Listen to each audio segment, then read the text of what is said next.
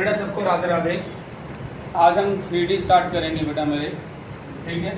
3 dimension आपने थोड़ा base आपने 11th क्लास के अंदर से थोड़ा सा रीड किया। X axis, y axis, z axis, ठीक है जी। 3 डायमेंशन चल रही हो, x axis, y axis, z axis, ठीक है जी। ये मेरा होता है एक्स वाई प्लेन, ये मेरा होता है वाई जेड प्लेन, और ये मेरा होता है जेड एक्स प्लेन, ठीक है जी। और कोई पॉइंट मेरा एक्स एक्सिस पे लाई करता है। कहाँ लाई करता है बेटा मेरे? एक्स एक्सिस पे लाई करता है, तो उस पॉइंट की वैल्यू होती है x 0 0। कोई बच्चे 1 0 0 बोल देते हैं, वो भी गलत नहीं, ठीक है।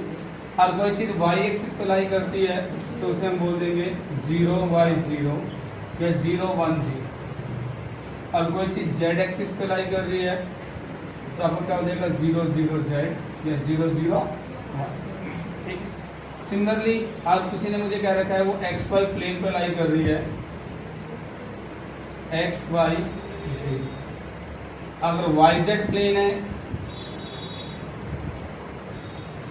0 वाई से, अगर एक्स जेड प्लेन है, ठीक है जी। ये आपकी सारी चीजें 11th में आपने रीड करी थी। इसके बाद आपने एक डिस्टेंस फॉर्मूला रीड किया था, उसको हम कहते हैं G Q, x2 minus x1 का whole square, y2 minus y1 का whole square, z2 minus z1 का होल स्क्वायर। ये मेरा एक डिस्टेंस फार्मूला आपने किया था, ठीक है। फिर एक हमारा होता है सेक्शन फार्मूला, ठीक है। एक होता है हमारा सेक्शन फार्मूला। सेक्शन फार्मूला में हमारा होता था इंटरनली, और एक होता था आपका एक्सटर्नली, ठीक है। x निकालने का फार्मूला mx2 nx1 अपॉन में m प्लस n, y निकालने का formula my2 ny1 m plus n, z निकालने का formula mz nz1 m plus n। अगर एक्सटर्नली कहेगा तो यहाँ पे क्या आ जाएंगे बेटा मेरे, आपके माइनस आ जाएंगे, हमारे क्या आ जाएंगे बेटा मेरे, minus. Similarly y, similarly z। इसके बाद मिड पॉइंट के ऊपर आता था हमारा x निकालने का formula x1 plus x2/2, y निकालने का formula y1 plus y2/2, z निकालने का फार्मूला z1 प्लस z2/2। ये हमारे मिड पॉइंट फार्मूले, ठीक है बेटा मेरे। एक बार नोट,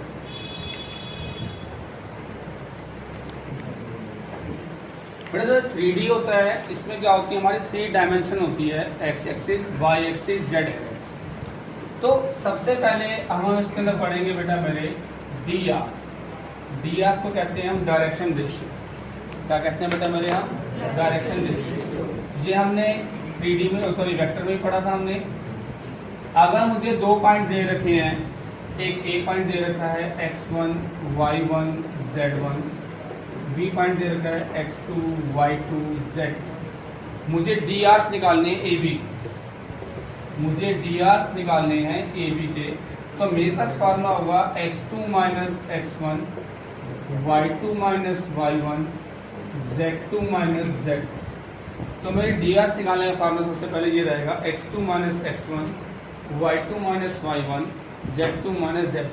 हम डी आर्स को a b और c से डिनोट करते हैं, a b और c। डी आर्स मेरे लोएस्ट टर्म में होने चाहिए।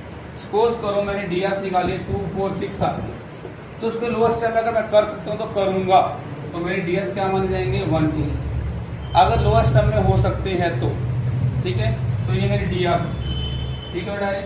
तो डी आर से निकालने का फार्मूला क्या होता है, x2 minus x1 y2 minus y1 z2 minus z1। पूरी 3D में चलेगा ये डी आर्स, ये ध्यान रखना बेसिक। डी आर्स के बाद निकालते हैं हम डायरेक्शन कोसाइन।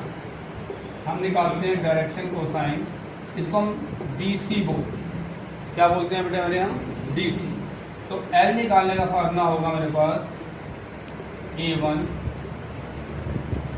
जैसे यहाँ पे ABC लिख देना, a² plus b² plus c², इसको कोस अल्फा कहते हैं। क्योंकि जो हमारी 3 डायमेंशन चल रही है, एक प्लेन में अल्फा, दूसरे प्लेन में बीटा, तीसरे प्लेन में गामा। अल्फा बीटा गामा मेरे एंगल्स बनते हैं। तो एम निकालने फार्मूला बी अपॉन में रूट के अंदर A square plus B square plus C square cos beta, और एन निकालना फार्मूला सी अपॉन में रूट के अंदर A square B square plus C square cos gamma. ठीक है जी, ये मेरे फ्रैक्शन को साइन होता है। अगर मुझे एंगल दे रखे होंगे तो मैं अल्फा बीटा गामा करके यूज़ करूँगा, और अगर ए बी सी दे रखे होंगे तो मैं ऐसे निकालूँगा। ठीक है जी। इसके बाद आप एक और ध्यान रखेंगे बेटा मेरे, cos theta using D R, यानी एंगल बिटवीन 2 लाइन निकालना हो या 2 वेक्टर्स निकालना हो। ठीक है जी। तो कोस थीटा का फार्मूला हम कोस थीटा कहेंगे A1 A2 B1 B2 C1 C2 upon में रूट के अंदर A1 square B1 square C1 square A2 square B2 square C2 square. ठीक है जी। यूजिंग डी आर्स, जब मुझे डी आर्स दे रखे हैं, अगर यूजिंग डीसी हो तो cos थीटा का फार्मूला होगा L1 L2 M1 M2 plus N1 N2। ठीक है जी, ये यूजिंग डीसी।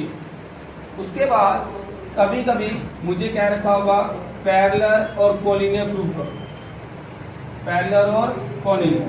तो यूजिंग डी आर्स, तो डायरेक्शन रेशियो मेरे प्रोपोर्शनेट होंगे। क्या होंगे बेटा मेरे? ये प्रोपोर्शनेट का मीनिंग क्या होता है? A1 by A2 B1 by B2 C1 by C2, ये प्रोपोर्शनेट होंगे। यानी अगर ये 1/2 आ रहा है, ये भी 1/2 आएगा, ये 1/2, प्रोपोर्शनेट होंगे यानी सेम होंगे। ठीक है जी। पैरेलल और कोलिनियर के लिए यूजिंग डीसी, अगर मुझे डीसी का यूज करना है तो L1 L2 M1 M2 N1 N2, ये प्रोपोर्शनेट का सिंबल है। अगर मुझे परपेंडिकुलर प्रूव करना हो, राइट एंगल प्रूव करना हो, ऑर्थोगोनल प्रूव करना हो, ठीक है जी, परपेंडिकुलर ऑर्थोगोनल ये चीज, तो sum of the DRs, sum and the product of DRs is equal to 0. Sum of the product of the drs, sum of the product of the drs equal to the 0. यानी A1 A2 B1 B2 C1 C2 0। ठीक है जी। अगर मैं DC use करके बताना चाहता हूँ L1 L2 M1 M2 plus N1 N2, अगर ये 0 आ जाएंगे तो मेरा क्या हो जाएगा? परपेंडिकुलर हो जाएंगे। जिसके भी हम drs के प्रोडक्ट का सम 0 कर दिया, product of the sum of the DRs is equal to 0। ठीक है जी। ये मेरा क्या होगा? डीआर्स का प्रोडक्ट करके अगर उनका सम किया जाएगा, यानी A1 A2 B1 B2 C1 C2, और इक्वल टू 0 आ जाएगा तो परपेंडिकुलर हो जाएगा। पूरे 3D की सबसे मेन डायरेक्ट लाइन चलेगी, sum of the product of the DRs equal to 0। तो लाइंस कैसे हो जाएंगी? परपेंडिकुलर। नोट कर,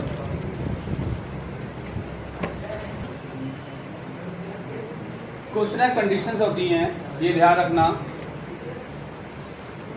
L square plus M square plus N square equal में 1, यानी जो डायरेक्शन को साइन निकाले हमने, अब उसका स्क्वायर करके सम किया जाएगा, वो इक्वल टू में 1 होगा। वो क्या होगा बेटा मेरे? इक्वल टू में 1 होगा। दूसरे इसी में हमारी होती है कोस square alpha plus cos square beta plus cos square gamma, ये भी इक्वल टू क्या होगा? 1।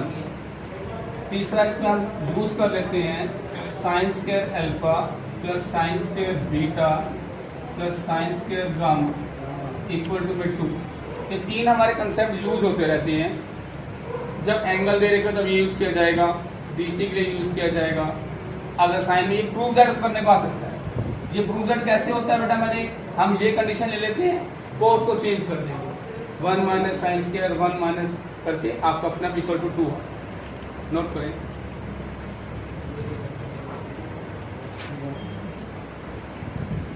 सभी बच्चे यहाँ पे ध्यान देंगे। अब ये हमने सारा बेसिक पढ़ा, डीआर डीसी के बारे में पढ़ा, जो हम वेक्टर में थोड़ा सा कर चुके हैं। तो जिसको वेक्टर अच्छा आता है वो आपका ये 3D अच्छा कर पाएगा। सबसे पहले आज का हम फर्स्ट क्वेश्चन करेंगे। सभी लिखें, फाइंड द डीसी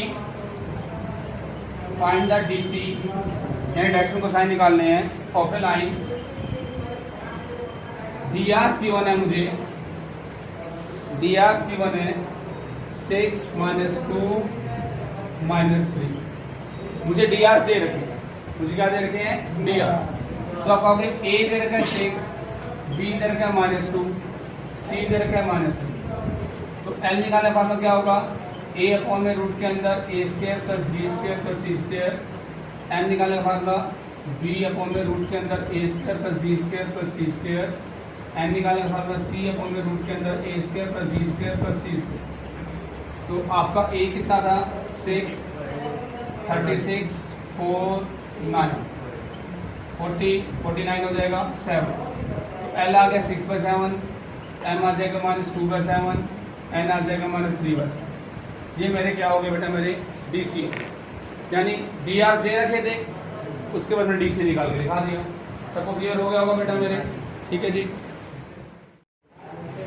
अब क्वेश्चन दे रखा है find the DC of the line joining the points this and this.